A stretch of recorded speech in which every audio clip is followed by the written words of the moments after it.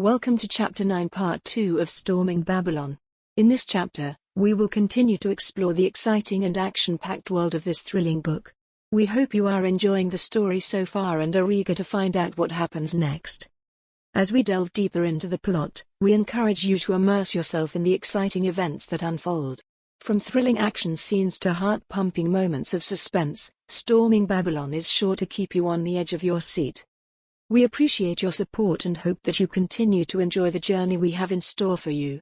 Thank you for enjoying the story, and we look forward to sharing more with you in the upcoming chapters. Chapter 10 Blood on the Doorstep. Dom was stomping up the stairs with Jackie shuffling close behind.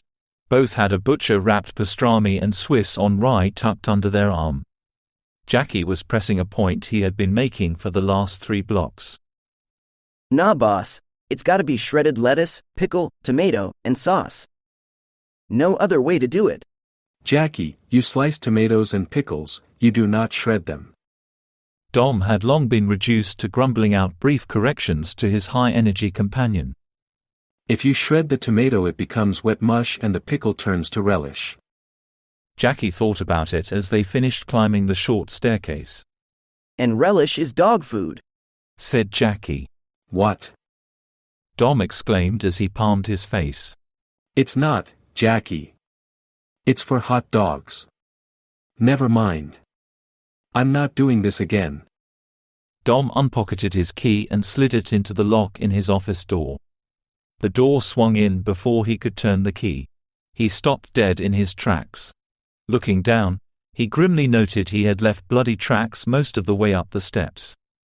The blood leaking out his door had ruined the newspaper he had left behind this morning and had made a real mess of the place. Dom edged around the corner, trying to see what danger would leap out at him this time. It's like you said, boss. Yammered on his pumpkin for a brain assistant. Food for hot dogs.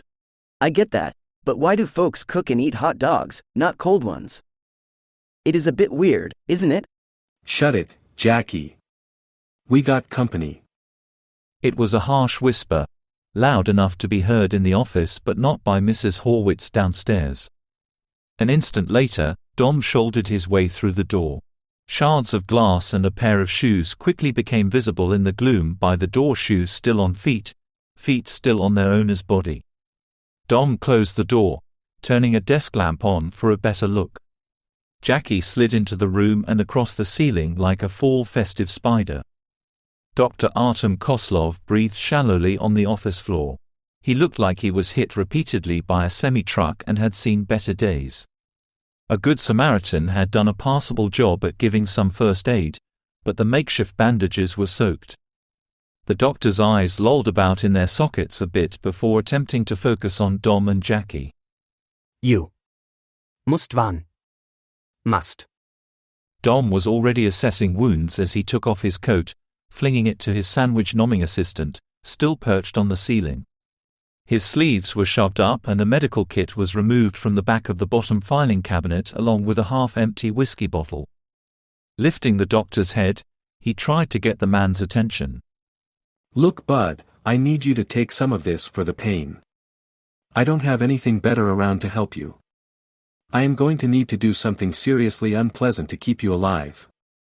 The doctor gave a slight nod and took a swig from the bottle.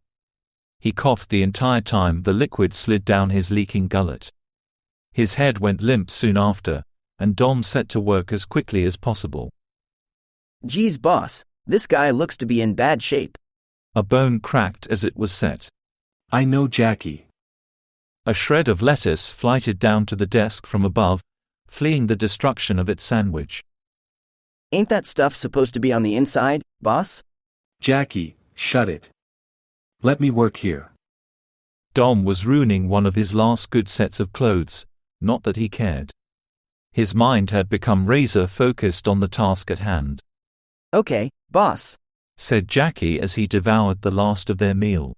Dom shoved a flashlight between his cheek and shoulder to shine a beam of light down as he worked. This was not the first emergency field surgery he had ever had to do, and the smell of blood and bile brought back bad memories from the war. Memories of friends screaming in pain and weapon fire in the distance of his memories. Dom had never been a medic but had learned a bit from those under his command in the field. It was a messy process and commonly failed when people caught bad cases of lead poisoning. The pumpkin left his perch, walking over to Dom, and wiping his forehead with a mostly clean handkerchief. How much blood can a guy lose, boss? I mean, it's everywhere. Yeah, Jackie, and if the landlady sees it, we're gonna be the ones in mortal danger. Jackie gulped and began to look for something to clean up some of the mess. He noted several bits of torn cloth and picked up a few to examine. Tilting his head, he noted the dressings on the doctor all came from the same material.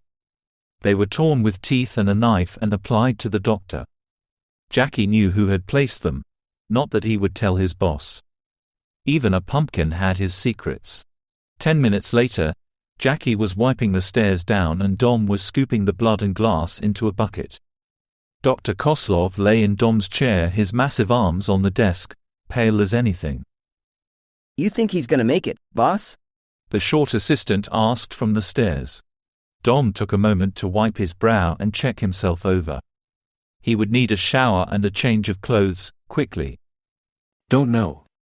That guy isn't quite normal. Maybe he's tough enough to get tossed in the meat grinder and come out alive. Jackie began to ramble again. Man, it must have been a tiger. Or maybe a boozed-up Wolverine. Could have been a flock of them ostrich things, they look mean as snakes. Oh, big bird snakes. Dom was certain there would be witnesses, evidence, and time.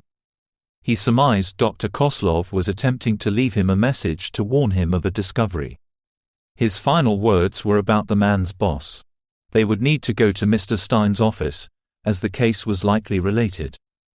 Jackie, we are grabbing a cab. We need to have a word with Adam Stein.